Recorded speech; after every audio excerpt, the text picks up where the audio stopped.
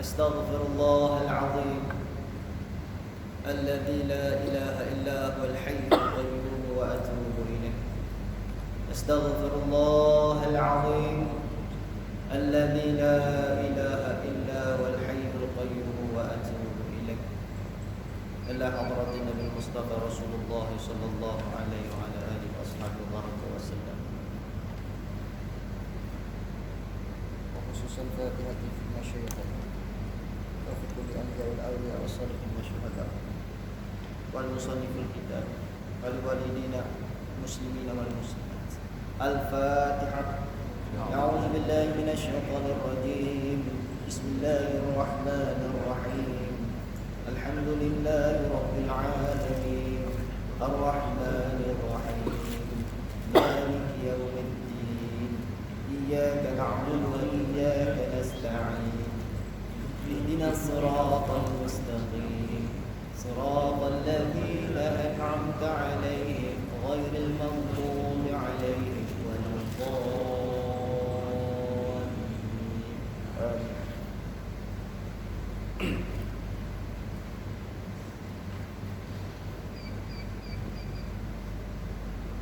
بسم الله الرحمن الرحيم. الحمد لله رب العالمين والصلاة والسلام على أشرف الأنبياء والمرسلين وعلى آله وصحبه أجمعين. اللهم صل على محمد وعلى آل محمد وسلم. اللهم صل على محمد وعلى آل محمد وسلم. اللهم صل على محمد وعلى آل محمد وسلم. Alhamdulillah, syukur kepada Allah Subhanahu wa taala pada malam yang mulia ini dipermudahkan kita oleh Allah Subhanahu wa taala datang ke masjid ini bersama-sama kita sebentar tadi menunaikan ibadah salat fardu maghrib. Lantas kita berzikir kepada Allah Subhanahu wa taala dan kemudian kita menghadirkan diri ke dalam majlis ini, yakni majlis ilmu. Maka sebelum daripada itu, tuan-tuan yang dirahmati Allah taala, saya dengan rasa rendah dirinya mendoakan kebaikan dan kesejahteraan kepada tuan-tuan yang dirahmati Allah taala sekalian. Amin, amin. Juga salam dan hormat saya di awal pertemuan ini, yakni kepada barisan ahli jawatan kuasa masjid yang terdiri daripada pengurusi masjidnya, timbalan pengurusinya, setiausahanya, bendaharinya, dan seluruh ahli jawatan kuasa yang menggerakkan gerak kerja di masjid ini. Ucapan salam dan rahmat daripada saya, dan saya mendoakan kebaikan dan rahmat ke atas tuan-tuan semua. Begitu salam dan hormat juga saya ajukan kepada barisan imam yang alim, lebih saleh. Begitu juga dengan petugas-petugas yang lain.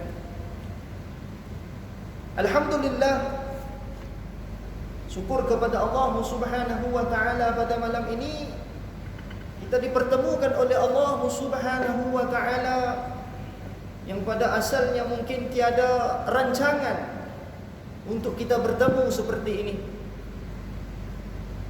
Dan alhamdulillah, seperti yang telah ditetapkan oleh Allah taala, maka kita bertemu di dalam satu majlis yang mulia, yakni majlis ilmu, yang mana pada majlis ini insya-Allah kita akan bacakan satu kitab yang ditulis oleh ulama kita yang bernama Syekh Abdul Samad Al-Falinbani rahimahullah, yang mana pada kitab ini ditahqiq oleh seorang ulama besar Melayu, Syekh Ahmad Fahmi Zamzam hafizahullah.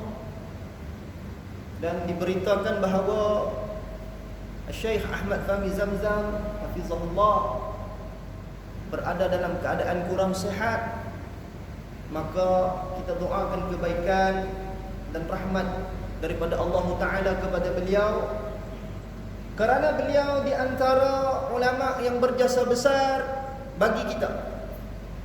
Kerana kitab yang akan kita bacakan ini adalah kitab yang ditahqiq oleh beliau. Subhanallah, ditahqiq oleh beliau daripada kitab yang ditulis oleh Syekh Abdul Samad Al-Banimbani rahimahullah. Dan kita memilih kitab ini untuk dibacakan di sini kerana akrabnya kita, hubung kaitnya kita ini orang-orang Melayu, maka kita bacakan di kalangan kitab-kitab ulama Melayu, supaya generasi pada hari ini yang mendengar dan mengambil tahu bahagian menuntut ilmu agama mengetahui bahawa ulama-ulama Melayu juga adalah ulama-ulama yang hebat. Bahkan ada di kalangan mereka itu yang alimnya sangat besar, meninggalkan karangan-karangan ilmu-ilmu yang ditulis oleh mereka di dalam kitab-kitab mereka, yang merupakan mutiara-mutiara yang hebat, yang mana jika kita mempelajari akannya, memahami akannya, insya-Allah membawa kita dekat kepada Allah dan Rasulullah sallallahu alaihi wasallam. Di tuan-tuan yang dirahmati Allah, ini awal pertemuan. Subhanallah, subhanallah wa bihamdihi, subhanallahil azim. InsyaAllah kita bacakan saja muqaddimah pertemuan kita. Maka di awal-awal kefahaman kita dalam menuntut ilmu agama, dan sememangnya lazimnya bagi kita orang yang mencintai majlis ilmu, maka mereka ketahui satu hadis yang pernah disebutkan oleh junjungan besar Nabi Muhammad sallallahu alaihi wasallam. Nabi sallallahu alaihi wasallam menyebut, talabul ilmi fardhatun ala kulli muslim. Tuntutlah ilmu itu fardu atas sekalian orang Islam. Yang difahamkan dengan makna di kalangan setiap orang Islam itu termasuk padanya laki-laki dan perempuan, menuntut akan satu cabang ilmu yang wajib untuk dituntuti oleh sekalian mukallaf. Maka lazim kita datang ke masjid-masjid, ke halaqah-halaqah pengajian untuk menuntut ilmu agama. Namun di awal pertemuan ini ingin saya perbincangkan, dan bukanlah hendak diperbahaskan seolah-olah saya mengetahui segalanya tentang hal yang sedemikian.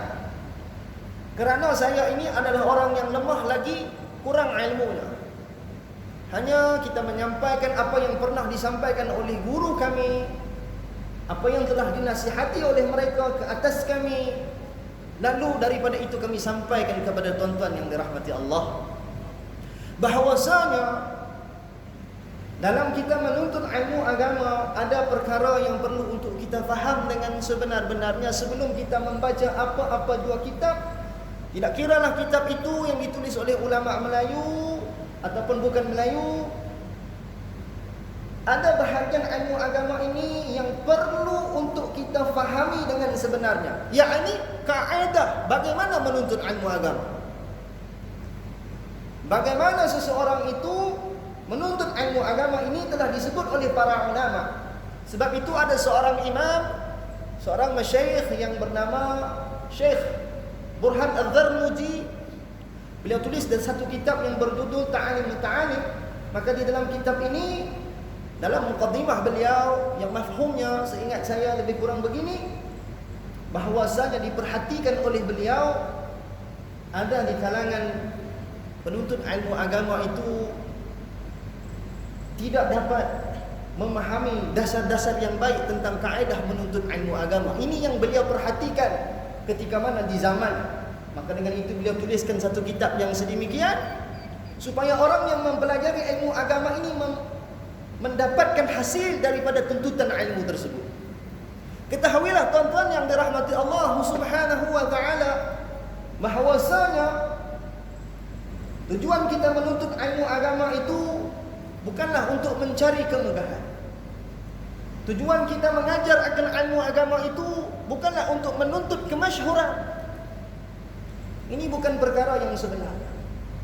Akan tetapi matlamat bagi seorang penuntut ilmu agama adalah untuk mencapai redha Allah Subhanahu wa taala. Begitu juga bagi kalangan mereka yakni guru-guru mengajarkan akan hal yang berkaitan dengan ilmu agama itu adalah untuk menuntut redha Allah Subhanahu wa taala dalam menyampaikan apa yang telah disampaikan oleh Sayyidina Rasulullah sallallahu alaihi wasallam. Seperti mana yang mereka fahamkan akan ilmu itu daripada kalam para guru mereka. Jadi di sini tuan-tuan, hendaklah kita mengambil bahagian untuk kita memahami bagaimana ilmu agama itu dituntut sesuai seperti mana yang diajarkan oleh para ulama kita, tidak lain dan tidak bukan ulama ahli sunnati wal jamaah. Maka menuntut ilmu agama itu jika kita perhatikan daripada jalan salafus saleh dan kita perhatikan daripada pergerakan apa yang telah diamalkan oleh para ulama ahli sunnati wal jamaah, menuntut ilmu agama itu dengan jalan talaqi. Apakah itu talaqi? Mungkin ada sebilangan daripada orang awam yang merasakan perkataan ini baru bagi mereka. Sedangkan kaedah ini adalah kaedah yang sudah mempunyai umur yang ratusan tahun barangkali. Kerana diamalkan oleh ulama-ulama sebelum daripada kita. Bahkan Imam Syafi'i rahimahullah sendiri bertalaqi dengan Imam Malik rahimahullah. Kalau kita kirakan tempoh ataupun jauhnya kita dengan Imam Syafi'i ataupun ulama para salafus salih, maka mempunyai satu jangka yang agak jauh. Namun itulah kaedah yang diterapkan oleh para ulama sekalian namanya, yakni kaedah menuntut ilmu agama, dan pada hari ini orang-orang awam perlu memahaminya dan mengambil dengan jalan yang sedemikian. Kerana apa? Kerana ini adalah kaedah menuntut ilmu agama itu untuk membuahkan hasil bagi memahami akan hal yang berkaitan dengan ilmu yang dituntuti. Dan kalau kita tenung dengan sedalam-dalamnya bahawa cabang ilmu ini amatlah luas. Namun dalam cabang ilmu yang luas itu ada ilmu yang fardu untuk dipelajari oleh sekalian mukallaf, seperti mana yang telah ditulis oleh para ulama di dalam kitab-kitab mereka.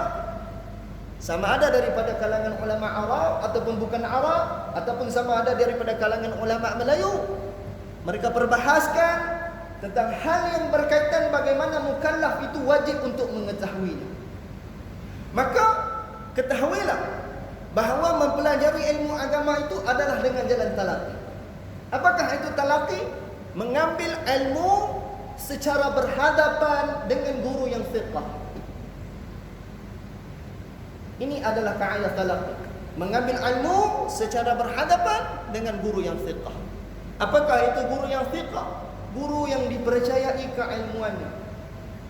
Dan bagaimana seseorang itu ingin mengetahui bahawa seseorang guru itu adalah seorang guru yang siqah, yakni dipercayai keilmuannya, tidak lain dan tidak bukan bahawa guru yang mengajarkan akan cabang ilmu tersebut mempunyai rantaian sanad daripada guru ke guru sampai kepada pengarang kitab yang dibacakan oleh guru tersebut. Dan apa yang ditulis oleh pengarang kitab yang dirahmati Allah Ta'ala itu sampai kepada makna syarak, sampai kepada makna syariat yang benar seperti mana yang dibawa oleh junjungan besar Nabi Muhammad sallallahu alaihi wasallam. Maka dahulukan diri kita untuk mengambil ilmu ini secara talaqi. Mengambil ilmu secara berhadapan dengan guru yang fiqh, yang mempunyai rantaian sanad guru daripada guru ke guru, guru ke guru. Kerana apa? Kerana inilah kaedah yang ulama guna untuk menjaga makna yang telah disebutkan oleh pengarang. Sebab itu tuan-tuan yang dirahmati Allah, apabila kita hadir di dalam majlis talaqi ini, kita mempelajari ianya bersama dengan guru-guru yang fiqh, yang mu'tabar, yang alim kabir. Pada saya ni bukan orang alim, masya-Allah. Belajar dengan orang alim yang kabir lagi saleh, bahkan mungkin ada di kalangan para masyayikh itu yang duduk pada darjat yang tertentu, yakni di maqam wara', subhanallah, maka kita sedang meriwayati dan mengambil ilmu bukan sahaja pada zahir, bukan sahaja pada bahagian lafaz kitab para ulama, bahkan ia mengalir dengan makna kerohanian. Dan jika kita memahami dengan lebih mendalam dalam konsep pembelajaran ilmu tasawuf. Sebab itu dahulukan pada hari ini untuk mempelajari ilmu agama ini dengan guru yang fiqh. Yang pertama. Sebab itu telah berkata seorang imam hebat ahli sunnati wal jamaah, Al-Imam Abu Bakar Khatib Al-Baghdadi rahimahullah, kata beliau, la yukhadul ilmu illa min afwahil ulama. Tidak boleh ilmu itu diambil melainkan daripada mulut para alim ulama. Maka hendak ataupun tidak, satu orang yang ingin menuntut ilmu agama, maka haruslah dia masuk ke dalam majlis para ulama.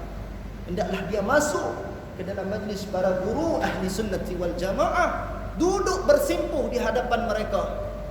Dan rasailah bagi orang-orang yang masuk ke dalam majlis para ulama, rasailah diri mereka itu kosong, dan kekosongan itu akan diisi dengan apa yang telah mereka dan akan mereka pelajari di dalam majlis itu. Sebab itu tuan-tuan yang dirahmati Allah, bahawa menuntut ilmu ini bukan sekadar mempelajari akan hal yang berkaitan dengan kitab agama, bahkan hendak memahami apa yang dimaksudkan oleh pengarang kitab. Maka di sini tuan-tuan yang dirahmati Allah, bahwasanya setiap daripada kitab yang ditulis oleh para ulama, dipesan oleh guru kami, hendaklah dibacakan seperti mana apa yang dikehendaki oleh ulama tersebut, ataupun hendaklah dititipkan murad daripada musannif. Masya-Allah. Seperti mana mereka-mereka yang membacakan kitab, di awal-awal pembacaan sebelum membacakan kitab ataupun matan yang ditulis oleh para ulama, oleh pengarang kitab, oleh ulama ini, maka dibacakan qala al-musannif rahimahullah, ataupun dibacakan qala al-muallif rahimahullah. Telah berkata akan pengarang kitab yang dirahmati Allah. Kenapa didahulukan dengan membaca ataupun menyebut kalam ini qala al-muallif, qala al-musannif? Kerana mereka, yakni di kalangan guru-guru itu, hanya membacakan sahaja apa yang ditulis oleh pengarang kitab. Bahkan menyampaikannya itu adalah satu amanah. Sebab itu kalau kita lihat daripada kaedah ulama-ulama ahli sunnati wal jamaah dalam memelihara akan ilmu, menjaga ilmu, maka mereka mengambil ilmu ini secara talaqi daripada kulit ke kulit. Bahkan ada sebilangan orang yang mengatakan bahawa pelajaran ini mungkin tidak sinonim lagi pada hari ini. Siapa yang berkata sedemikian? Maka ini adalah satu perkara yang tidak betul. Ini adalah kaedah. Kerana apa? Menyampaikan ilmu daripada apa yang ditulis oleh para ulama itu adalah satu amanah bagi mereka yang membaca kitab. Seperti mana kita mempelajari Al-Quran, kita mengambil Al-Quran itu daripada guru kita. Maka jika berlaku kesalahan dalam kita menyebut ayatul Quran, maka akan ditegur oleh guru kita. Begitulah amanahnya guru kita ini dalam memelihara kesucian ayatul Quran daripada segi pembacaan. Bahkan begitulah dalam setiap cabang ilmu yang kita pelajari. Maka saya di sini hanya sekadar memberi nasihat dan pesanan kepada mereka-mereka yang awam, datanglah dekat ke majlis para masyayikh ahli sunnati wal jamaah dan belajar dengan kaedah ini. Belajar dengan mengambil ilmu ini secara berhadapan dengan guru yang fiqh, walau pada cabang mana pun yang berkaitan dengan ilmu agama. Dan di dalam cabang ilmu agama ada satu bahagian cabang ilmu yang wajib dituntuti oleh sekalian mukallaf. Ini disebut oleh para masyayikh di dalam kitab-kitab mereka. Apakah ilmu tersebut? Ilmu itu adalah ilmu fardu ain.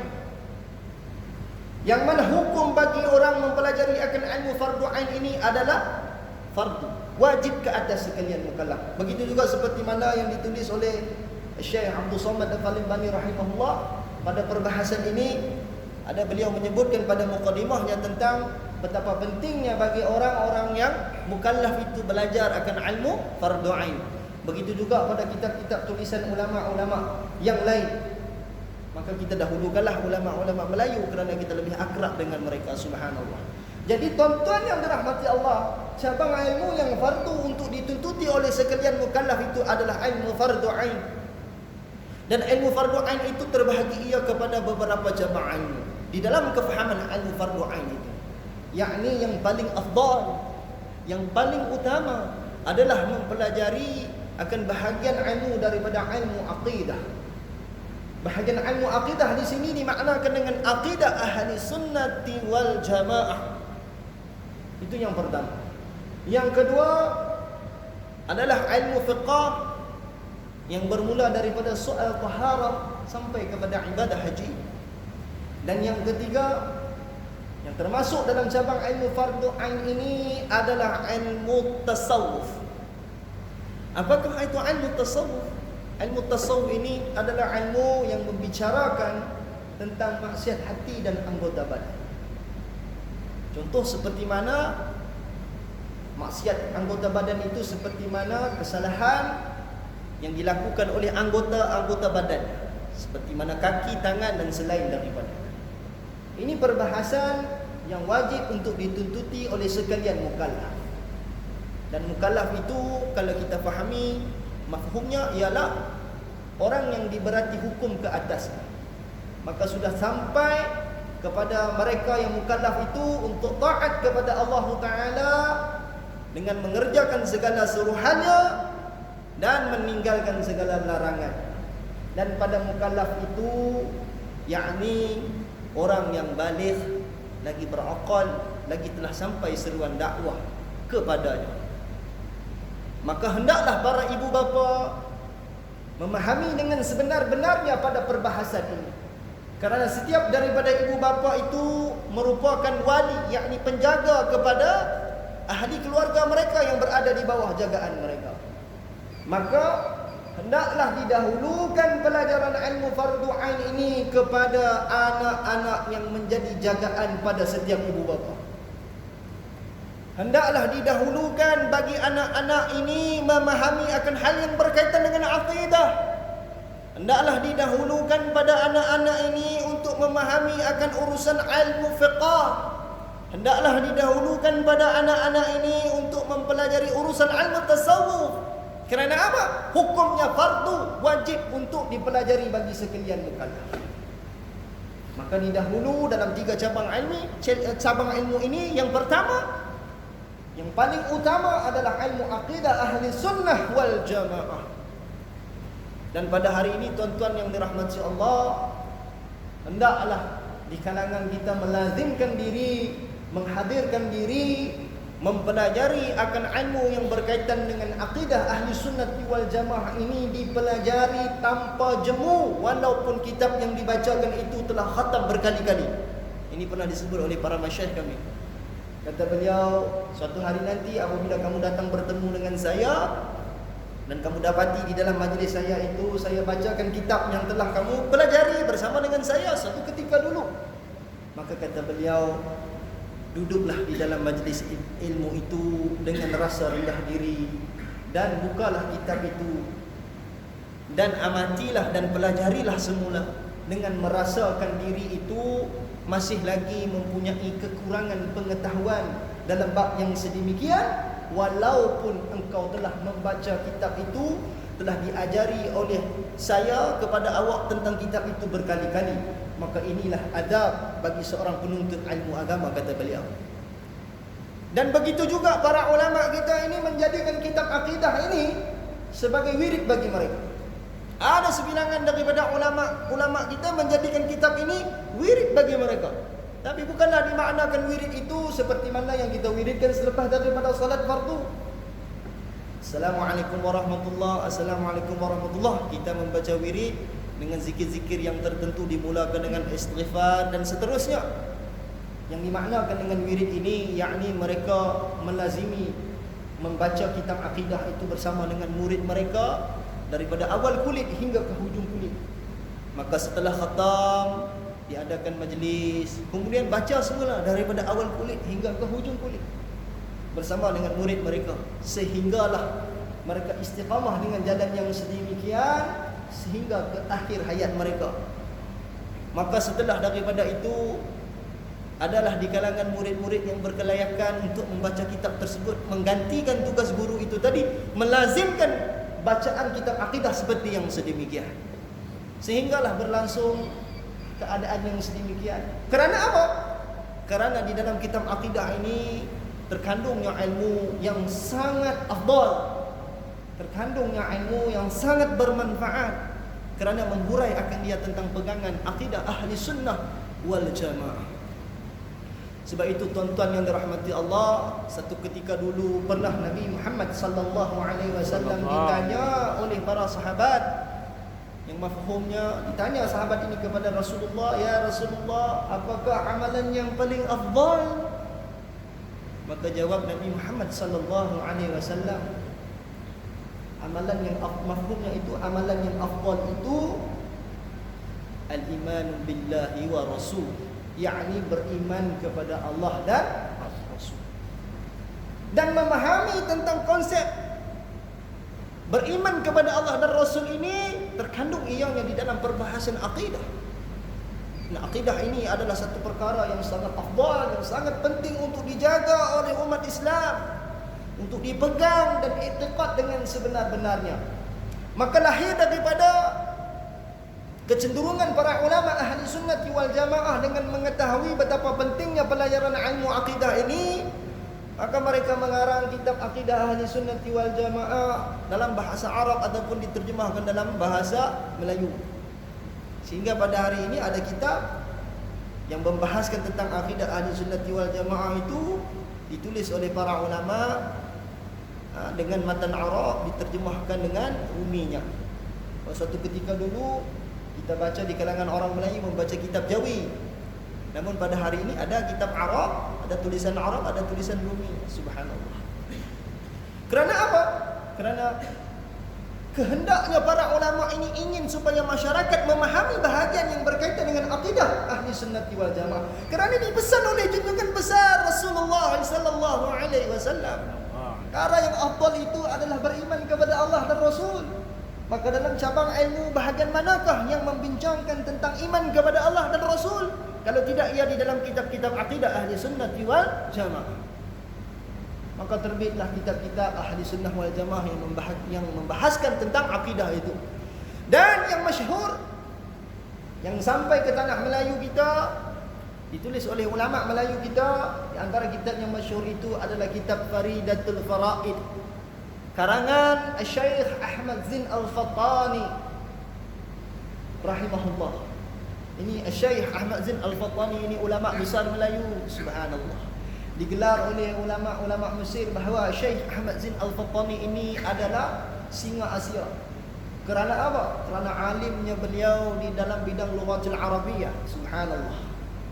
Ini Syekh Ahmad Zin Al-Fattani ini tahu tentang bahagian ini, pentingnya bagi masyarakat awam menguasai dan memahami ilmu akidah. Maka ditulisnya kitab Faridatul Faraid, dan kitab itu sampai kepada kita pada hari ini, dibaca oleh para guru-guru yang muktabar, yang mempunyai sanad rantaian daripada guru ke guru, sehingga murid-murid boleh memahami daripada apa yang ditulis oleh Syekh Ahmad Zin Al-Fattani, walaupun murid-murid itu tidak hidup di zaman Syekh Ahmad Zin Al-Fattani.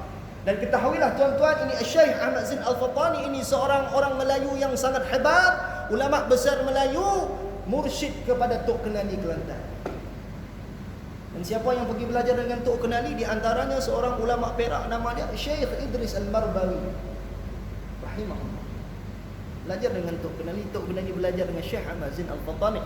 Dan kalau kita memahami bahawa Tok Kenali ini ramai gurunya, akan tetapi kecenderungan bagi Tok Kenali, yakni mursyidnya adalah Syekh Ahmad Zin Al-Fattani. Subhanallah. Syekh Ahmad Zin Al-Fattani ini ulama Melayu yang hebat, yang menguasai, seingat saya, lebih daripada 42 cabang ilmu. Beliau alim dalam 42 cabang ilmu. Bukan saja menguasai ilmu yang berkaitan dengan ilmu agama, bahkan dikhabarkan bahawa beliau juga mahir dalam ilmu pembuatan emas.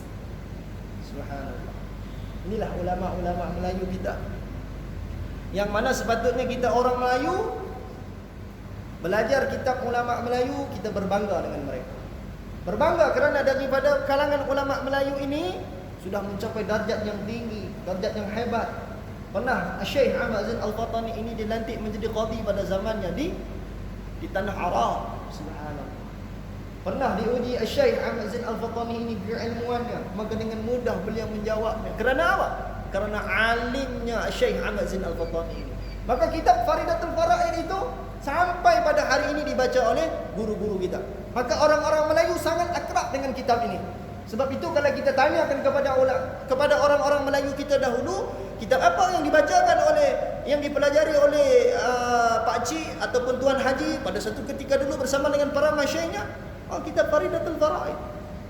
Namun perbahasan yang digunakan di dalam kitab Faridatul Faraid itu mungkin menggunakan ibarah yang agak tinggi, maka ada ulama yang meringkaskan kitab Faridatul Faraid itu kepada pati Faridatul Faraid, bagi memudahkan para pelajar untuk menguasai Faridatul Faraid. Itu satu cabang bagi orang-orang Melayu mempelajari ilmu akidah. Apa yang ditulis oleh Syekh Ahmad Zain Al-Fatani di dalam kitab Faridatul Faraid, yakni perbahasan tentang mengenal Allah Subhanahu wa taala dan mengenal Nabi Muhammad sallallahu alaihi wasallam dengan memegang manhaj al-Asy'ariyah. Pelajaran ilmu sifat 13 ataupun ilmu sifat 20 ini. Subhanallah. Begitu juga yang satu zaman dengan Syekh Ahmad Zain Al-Fatani ini, nama ulama tersebut Syekh Paqda'il Fattal. Ya, beliau mengarang satu kitab yang berjudul Baquratul Amal. Ini kitab ini juga dibacakan kepada orang-orang Melayu. Masya Allah.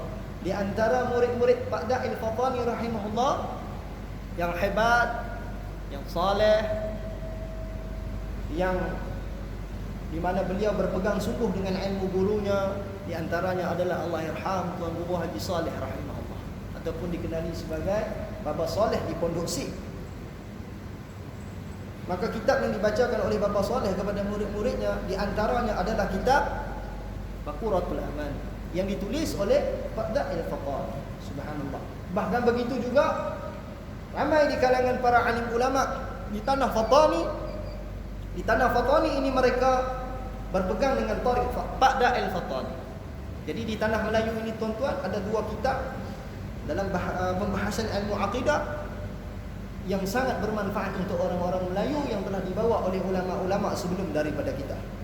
Yaitu yang satu datang daripada jalur Syekh Ahmad Zain Al-Fatani, satu datang daripada jalur Paqda'il Fatani. Faridatul Faraid, Baquratul Amal. Subhanallah. Namun kita juga tidak melupakan daripada kitab-kitab tulisan daripada ulama-ulama yang lain. Kerana manhaj di dalam pembelajaran ilmu akidah ini adalah berteraskan ahli sunnah wal jamaah. Lepas tu kata Imam Murtada Az-Zabidi rahimahullah, kata beliau di dalam kitab karangannya Ithaf Sadatul Muttaqin, idza utliqa ahli sunnah wal jamaah fal murad bihim al-asy'ariyah wal maturidiyah.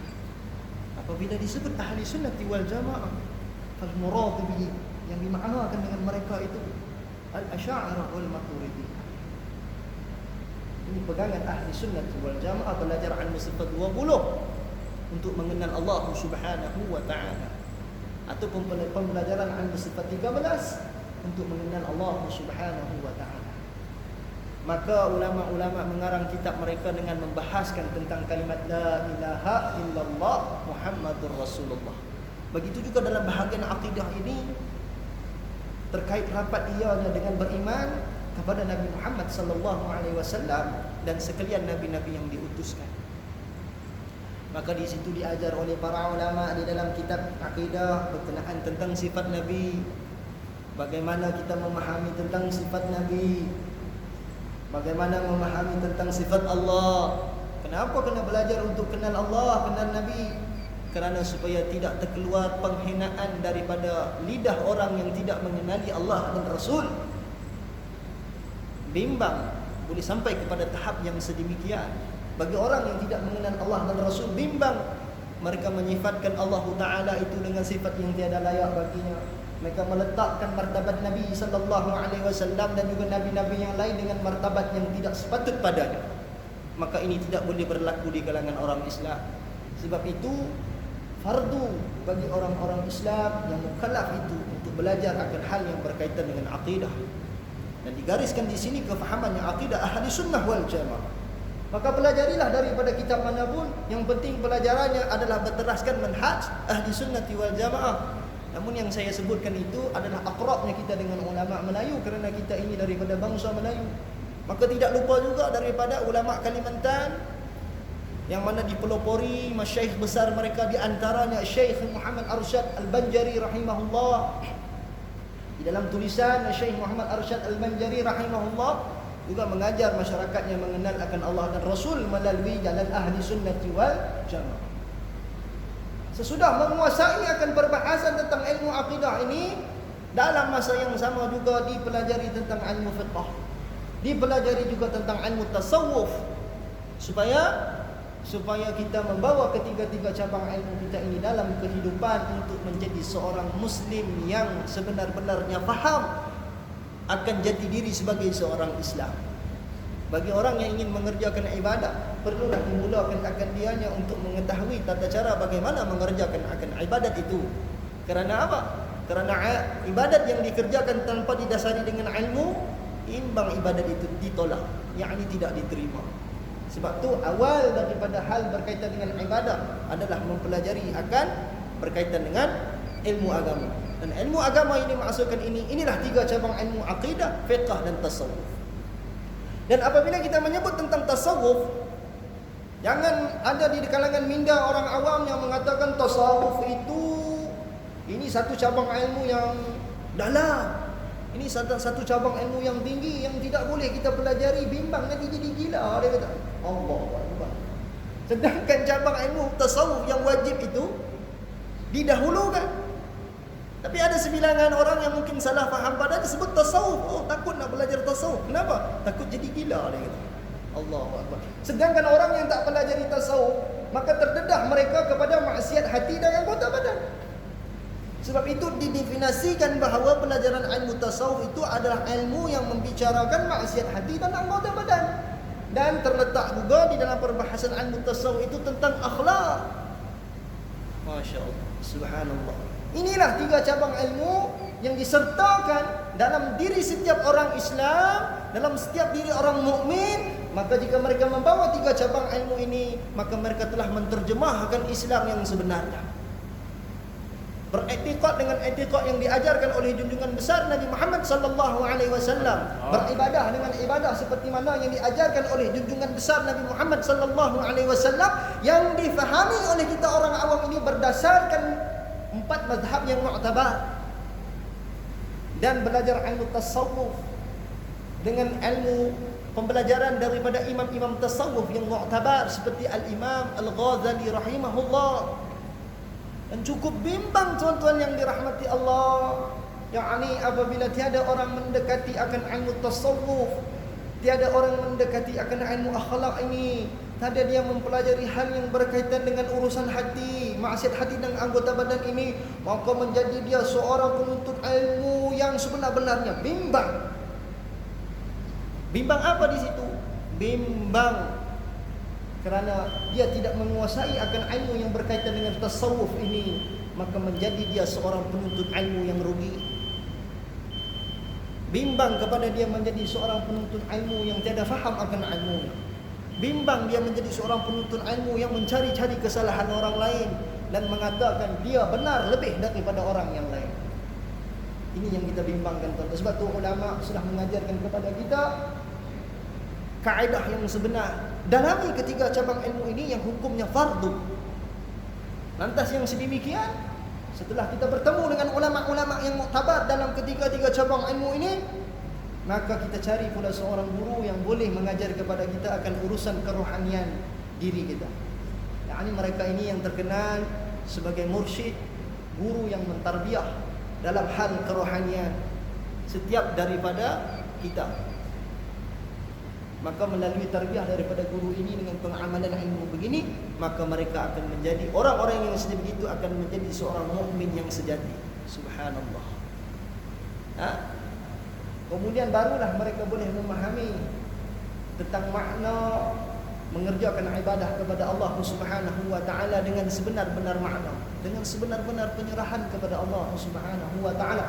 Walaupun kebelakangan ini tuan-tuan yang dirahmati Allah, ada sebilangan yang membawa ajaran, membawa kefahaman hakikat dan ma'rifat, maka saya nasihatkan kepada orang yang ingin mempelajari dua cabang ilmu ini, dahulukanlah untuk belajar ilmu fardu ain, supaya kita tidak tersalah faham dalam bahagian hakikat dan ma'rifat itu.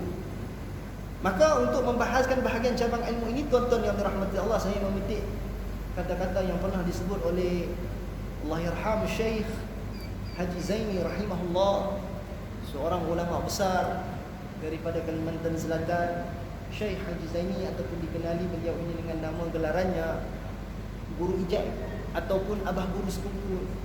Maka dikatakan oleh beliau bahawasanya ilmu yang dibenarkan untuk belajar itu adalah ilmu yang membabitkan seperti mana yang didakwakan syariat, tariqah, hakikat dan ma'rifat ini, yang dibenarkan untuk belajar hanya dua cabang ilmu sahaja, iaitu syariat dan tariqah.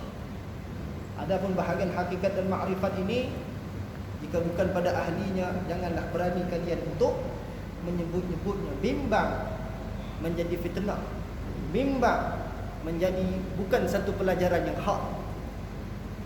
Sebab itu tuan-tuan, jarang kita jumpa para masyayikh mengajar di kalangan orang awam ini kitab hikam. Ada tapi jarang. Sebab apa? Sebab nak mengajar ilmu hikam, nak belajar kitab hikam, perlu mempelajari asas-asasnya terlebih dahulu, dan perlu memahami makna di dalam kitab hikam itu. Apakah pembelajaran, apakah perbahasan di dalam kitab hikam itu. Jangan disamakan hikam itu dengan kitab usuluddin. Maka bagi orang yang tidak faham beza usuluddin dengan tasawuf, dia tak reti beza ni. Tasawuf dengan syariat lagu mana, tasawuf tariqah lagu mana, tasawuf hakikat lagu mana, tasawuf ma'rifat lagu mana. Dia fahamkan bahawa hikam itu perbahasannya usuluddin. Ini masalah. Sebab itu nak dipelajari ilmu ini dengan guru yang tekak, guru yang sebenar. Sebab tu guru saya pernah menyebut satu ketika dulu, bagi mereka-mereka yang mampu untuk mengajar kitab hikam ini, guru itu terlebih dahulu beradun dengan kitab tersebut, yakni memahami selok-belok yang terkandung dalam kitab tersebut, dan mereka telah terjemahkan dalam diri mereka, baru boleh jadi guru yang mengajar kitab tersebut. Dan yang selevel dengan kitab hikam ini, di antaranya lagi adalah kitab Tajul Urus. Masya Allah, adakah guru-guru yang mengajar kitab Tajul Urus di kawasan sini? Kalau ada, hebatlah, subhanallah. Para masyaikh yang hebat, para murid yang belajar pun hebat. Sebab itu dinasihatkan oleh para ulama bagi kita yang awam, belajar akan ilmu fardu ain. Selesai cabang perbahasan ilmu fardu ain ini, maka baru kita perdalamkan dalam hal-hal yang lebih lanjut daripada itu. Sebab perbahasan yang lanjut daripada itu tidak dihukum pada ianya wajib, melainkan yang jatuh hukum wajib itu hanya pada perbahasan ilmu fardu ain yang telah ditulis oleh para ulama di dalam kitab-kitab mereka. Ini dia tuan-tuan yang dirahmati Allah, bahwasanya kita adalah orang Islam yang berbangsa Melayu. Fahamilah tata cara dan kaedah untuk belajar ilmu agama ini. Hadirlah di dalam halaqah majlis para masyayikh ulama ahli sunnati wal jamaah, dan saya yakin para ulama ahli sunnati wal jamaah pasti mereka dahulukan pembelajaran dalam 3 cabang ilmu ini terlebih dahulu sebelum mereka melanjutkan pelajaran pada pelajaran ilmu yang lain. Maka orang awam jangan cari ilmu yang lebih daripada itu untuk peringkat permulaan. Saya tak maulah fardu ain, saya dulu sekolah rendah mengaji dah. Masya Allah. Jangan berkeadaan yang sedemikian. Kemudian dekatilah para masyayikh ini, dekatilah mereka, datangilah kepada mereka, tuntutlah ilmu itu dengan adab dan kaedah seperti mana kita seorang penuntut ilmu agama. Kerana daripada adab itu akan membuahkan barakah pada ilmu. Ilmu yang dituntuti tanpa dihiasi dengan adab, maka seperti buah yang tidak nampak masak ranumnya. Akan tetapi ilmu itu barang sedikit jika dituntuti dengan adab, membuahkan sesuatu kelainan daripada biasa. Kerana apa? Kerana ilmu itu terselah, kerana telah diisi dengan adab. Sebab itu Al-Imam Syekh Az-Zarnuji mengarang kitab tentang adab ini, lalu diedarkan dan diajarkan kepada para penuntut ilmu supaya mereka belajar ilmu agama dan mereka membuahkan hasil barakah daripada tuntutan ilmu agama itu kerana disertakan dengan adab. Sebab tu ada di kalangan para asatizah kita berpesan, bukan sekadar adab dengan guru dengan murid, bukan sekadar itu, bahkan di kalangan ibu bapa pun perlu memahami adab bersama dengan guru, seperti mana anak mereka itu belajar dengan guru-guru mereka. Adab dengan kita ini sangat dijaga oleh para ulama ahli sunnati wal jamaah, dan janganlah kita biarkan masyarakat kita ini longgar dengan perkara yang sedemikian. Allah Ta'ala alam.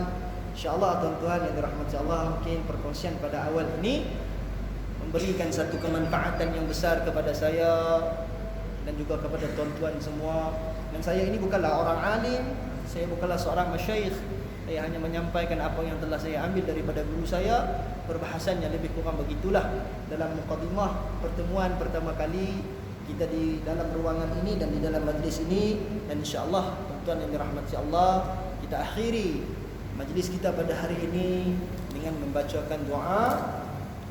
Kita doa kepada Allah Ta'ala kebaikan dan rahmat. A'udzubillahi minasyaitanir rajim. Bismillahirrahmanirrahim. Alhamdulillah rabbil alamin. Wassalatu wassalamu ala asyrafil anbiya'i wal mursalin wa ala alihi wa sahbihi ajma'in. Allahumma shalli ala Muhammad wa ala ali Muhammad wa sallim. Ya Allah, ya Rahman, ya Rahim, berikanlah kepada kami kebaikan dan rahmat-Mu ya Allah. Turunkan kepada kami kebaikan dan rahmat-Mu ya Allah. Ya Allah, berilah kami faham, berilah kami faham agama ya Allah. Ya Allah, kurniakan kepada kami mahabbah, cinta kepada ilmu. Ya Allah, kurniakanlah kepada kami cinta untuk hadir di dalam majlis ilmu, untuk bersimpuh di hadapan para ulama ahli sunnati wal jamaah. Terangkanlah hati kami, tambahkanlah kami kefahaman ya Allah. Ya Allah, jadikanlah kami kefahaman ya Allah. Kurniakan kepada kami kefahaman dalam bab talaqi ini ya Allah, kerana di sebalik talaqi itu terkandung hikmah dan rahmat-Mu yang sangat luas ya Allah. Ya Allah, dekatkan kami dengan para ulama ahli sunnati wal jamaah yang hak ya Allah. Jauhkanlah kami ya Allah daripada perkara yang batil. Ya Allah, dekatkan kami dengan perkara yang hak walau orang tiada menyukainya, dan jauhkanlah kami daripada perkara yang batil walau orang tiada menyukainya. Ya Allah, jadikanlah jiwa kami, hati kami ini semata-mata menuntut redha-Mu ya Allah. Ampun dosa kami ya Allah, ampun dosa kami ya Allah, ampun dosa kami ya Allah. Ya Allah, sesungguhnya kami berada di dalam satu situasi di mana berlakunya penularan wabak ya Allah. Ampun dosa kami ya Allah, dan berikanlah rahmat dan kesejahteraan-Mu kepada situasi yang kami alami ini ya Allah. Ya Allah, buatkanlah hati-hati kami ya Allah, satukanlah hati-hati kami ya Allah. Orang-orang Melayu Islam di Malaysia, di Perak ini, di Manjung ya Allah, bersatu kami dengan kalimah yang benar, kalimat la ilaha illallah Muhammadur Rasulullah. Rabbana atina fid dunya hasanah wa fil akhirati hasanah wa qina adzabannar. Wa sallallahu ala sayyidina Muhammad walhamdulillahi rabbil alamin. Tutup majlis ini dengan membaca tasbih kifarah, suratul asr dan selawat 3 kali. Subhanallah wa bihamdihi.